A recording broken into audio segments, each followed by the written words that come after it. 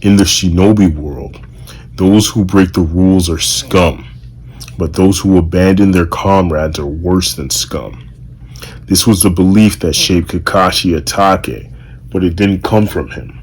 It came from Obito Uchiha, a boy who once had the heart of Naruto Uzumaki and the smile of someone who still believed in the world. Obito's story is one of Naruto's greatest tragedies, a war hero turned war criminal, a shinobi who should have died saving his friend, but lived long enough to become nobody. As early as chapter 8, Kakashi quotes Obito's famous words, hinting that his past still haunts him. We dive deep into that past in the Kakashi Gaiden arc between Naruto Part 1 and Shippuden, right after the emotional fallout of the Valley of the End. In chapter 239, we meet Obito, a black-haired, loud, emotional kid from the Uchiha clan who resembles Naruto more than Sasuke. He's a late bloomer, often teased and overshadowed, especially by Kakashi, who had just become a Jonin.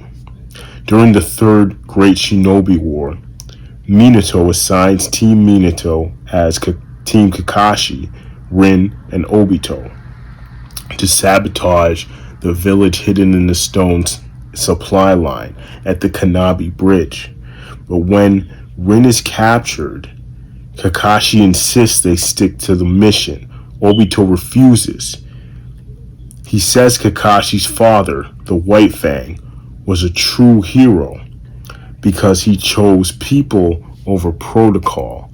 And if you don't remember, the White Fang saved his comrades instead of fulfilling the mission, and he was ridiculed and ended up committing to the side with the Sioux in front. Kakashi saves Obito during the rescue mission, losing his eye in the process.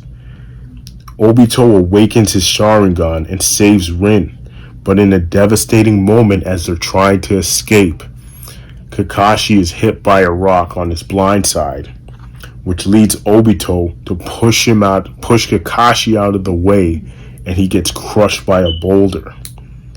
As a final gift, he gives Kakashi his Sharingan and says, "I'll become your left eye. Protect Rin for me." At this point, Obito is dead to the world, or so we thought. Young Obito was idealistic, emotional, underdog energy all the way. He believed in friends, in dreams, in love, and that made his transformation into the cold, calculating, nihilistic Toby all the more painful. But when we first meet Toby, he's super energetic. When Obito becomes Toby, everything changes. He becomes emotionally numb, philosophical, obsessed with a world without pain. His descent is gradual but complete. He erases his identity, wearing the mask and the name of another man. Obito's primary goal is the infinite Tsukiyomi, a worldwide genjutsu to trap everyone in a dream, erasing pain from reality itself.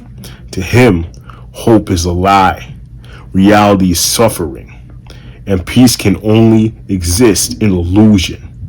But this ideology didn't start with logic, it started with grief. His motivation is rooted in the trauma of losing Rin. Her death breaks him and convinces him that the world itself must be broken too. Kakashi Hatake, once best friend, now ideological enemy. Kakashi's guilt over Obito shapes his own arc, and their final confrontation is Naruto's emotional climax. Rin Nohara, the emotional core of Obito's transformation. Her death, engineered by Madara, flips his entire worldview. Uchiha Madara, the manipulator who saves and reshapes Obito's passing on the Moon's Eye plan, and using Obito as his proxy. Naruto Uzumaki, Obito's mirror, the version of him that he could have been. Their clash represents a battle between hopelessness and belief. The Sharingan and the Mangekyo Sharingan. His eye technique allows phasing and teleportation via Kamui, one of the most broken abilities in Naruto. Wood style, thanks to Hashirama cells, he gains regenerative abilities and enhanced chakra, control over the Gedo, Mazo, and Zetsu army with 100,000 Zetsu at his command. Obito prepares for full-scale war. Master planner, manipulates the Akatsuki, recruits Nagato, controls wars from the shadows, all while pretending to be Uchiha Madara. Here's where things get wild. Toby is revealed to be Obito. From chapter 364 onward, we're led to believe he's Madara. When he was Toby, he started to masquerade as Madara. He manipulates Sasuke post Itachi's death, recruits Team Taka, reveals the truth about the Uchiha massacre, and ignites Sasuke's descent into vengeance. He declares the Fourth Great Ninja War, seeking to gather all tailed beasts to become the Ten Tails Jinchuriki. In a legendary twist during the war, Edo Tensei Madara is summoned, revealing Toby is not the real Madara. Fans were shook. I'm telling you, at the time, I was losing my mind. So who is he? When Naruto and Killer Bee battled him, and his mask finally cracks, and the truth is revealed with Kakashi and Might Guy there, he's Uchiha Obito. The kid who once gave Kakashi hope is now the man trying to bury the world in darkness. He goes from quoting Jiraiya about dreams quoting nihilism. Hope is the biggest deception of them all. The ultimate twist, he's not a god. He's not a reincarnation. He's just a broken boy who couldn't move on. Obito represents lost potential, what happens when pain goes untreated, the tragic path of someone who abandons hope, a direct foil to Naruto, same dreams, different choices.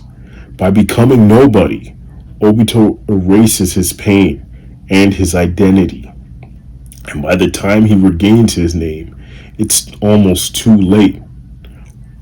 Obito shaped the fate of the shinobi world more than almost any other villain.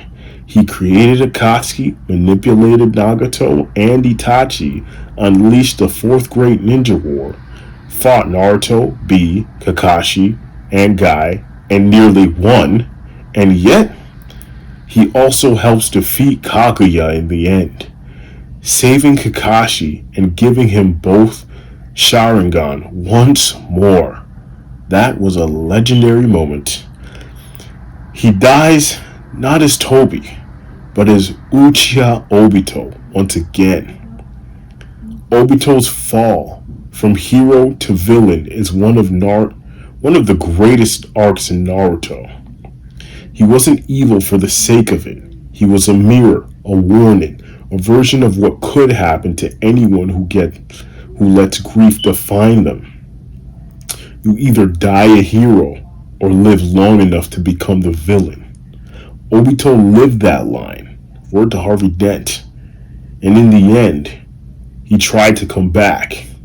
He proves that even the darkest path can lead to light if you're brave enough to walk it one last time.